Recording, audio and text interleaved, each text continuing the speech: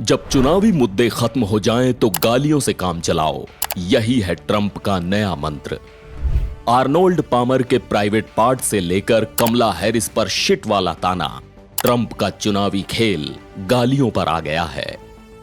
चुनाव से 17 दिन पहले ट्रंप ने हैरिस को गाली देकर गिरावट की सारी हदें पार कर दी। तो पेंसिल्वेनिया की चुनावी रैली में डोनाल्ड ट्रंप ने फिर से अपनी सारी हदें पार कर दी। एक ऐसा नेता जिसने कभी अमेरिका का राष्ट्रपति पद संभाला था, अब अपने भाषणों में ऐसी गंदी और बेतुकी बातें कर रहा है कि सुनने वालों के कान तक शर्मिंदा हो जाएं। जब कुछ कहने को नहीं बचता तो ट्रंप वही करते हैं जो उन्हें सबसे अच्छा आता है, गंदी बातें करना, पर्सनल अटैक करना और विरोधियों पर घटिया फप्तियां कसना। रैली की शुरुआत में ट्रंप ने गोल्फ के महान खिलाड़ी आर्नोल्ड पामर की चर्चा छेड़ी, लेकिन यह चर्चा पामर की उपलब्धियों पर नहीं बल्कि उनके प्राइवेट पार्ट पर थी। ट्रंप ने कहा, आर्नोल्ड पामर एक असली मर्द थे। जब पामर बाकी खिलाड़ियों के साथ शावर से निकलते थे तो बाकी लोग चौंक जाते थे। इसके बाद ट्रंप ने पामर के प्राइवेट पार्ट पर आपत्तिजनक बातें की जो सुनकर हर कोई दंग रह गया। उन्होंने पामर के साइज का मजाक उड़ाते हुए कहा कि लोग उनकी ओर देखकर कहते थे, ओ माय गॉड। अब आप सोचिए, एक पूर्व राष्ट्रपति जो खुद को अमेरिका फर्स्ट का चैंपियन कहता है, वो चुनावी मंच पर इस तरह की घटिया बातें कर रहा है। आर्नोल्ड पामर एक सम्मानित हस्ती थे, लेकिन ट्रंप के पास शायद पामर की महानता पर बात करने के बजाय उनके प्राइवेट पार्ट का मजाक बनाना ज्यादा जरूरी था। यह ट्रंप की वो चाल है जिसे हम बार बार देखते आ रहे हैं। जब वो मुद्दों पर बात नहीं कर सकते तो गंदी बातों का सहारा लेते हैं। लेकिन ट्रंप यहीं नहीं रुके। इसके बाद उन्होंने वाइस प्रेसिडेंट कमला हैरिस पर गंदे ताने कसे।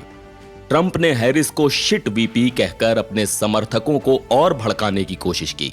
हैरिस के खिलाफ इस शब्द का इस्तेमाल करते हुए उन्होंने रैली में मौजूद भीड़ से भी इस शब्द को चिल्लवाने की कोशिश की और भीड़ ने वही किया।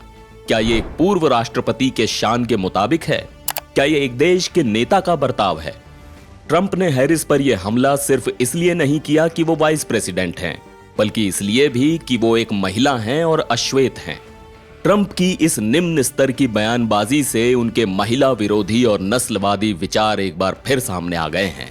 हैरिस ने अपनी तरफ से इस पर जवाब देते हुए कहा कि ट्रंप की यह हरकत उनकी घबराहट का सबूत है। जब उनके पास कुछ ठोस कहने के लिए नहीं होता तो वो गालियों और तानों का सहारा लेते हैं। ट्रंप का यह बर्ताव नया नहीं है। 2016 से लेकर अब तक उन्होंने बार बार अपने विरोधियों पर व्यक्तिगत हमले किए हैं, लेकिन इस बार उनका स्तर पहले से भी ज्यादा गिर गया है। कमला हैरिस के खिलाफ शिट वीपी कहना सिर्फ उनकी बौखलाहट का नतीजा है। इससे साफ है कि ट्रंप को अब चुनावी मुद्दों से कोई लेना देना नहीं है। उन्हें पता है कि उनकी नीतियां और रिकॉर्ड जनता को प्रभावित नहीं कर पा रहे, इसलिए वो लोगों का ध्यान भटकाने के लिए इस तरह की गंदी बातें कर रहे हैं। ट्रंप का हैरिस के खिलाफ यह घटिया बयान उन लोगों को भी नाराज कर सकता है जो अब तक अनडिसाइडेड वोटर्स थे।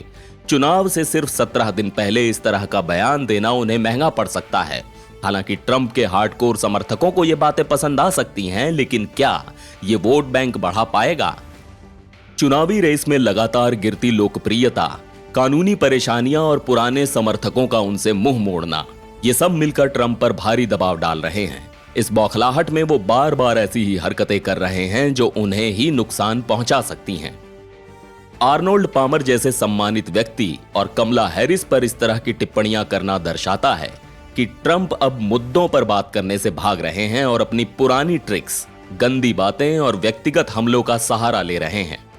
ट्रंप के सहयोगियों के बीच भी इस बात को लेकर चिंता जताई गई है कि उनकी इस तरह की बयानबाजी चुनावी रणनीति के लिए नुकसानदायक हो सकती है। एक सलाहकार ने कहा कि ट्रंप का यह बर्ताव अनडिसाइडेड वोटर्स को डरा सकता है और उन्हें दूर कर सकता है। उन्हें समझना होगा कि इस तरह की बयानबाजी से वो अपने समर्थकों को भी खो सकते हैं। ट्रंप की ये हरकतें दिखाती हैं कि वो इस चुनाव को किस स्तर पर लेकर जा रहे हैं। जब उनके पास कोई ठोस मुद्दा नहीं बचता तो वो गालियों का सहारा लेते हैं। लेकिन सवाल यह है कि क्या अमेरिकी जनता इस बार भी उनकी इस घटिया राजनीति को बर्दाश्त करेगी या फिर ट्रंप का ये गंदा खेल उन्हें चुनाव में हरवा देगा? पेंसिल्वेनिया की इस रैली ने साबित कर दिया कि ट्रंप अब अपनी सीमाएं भूल गए हैं।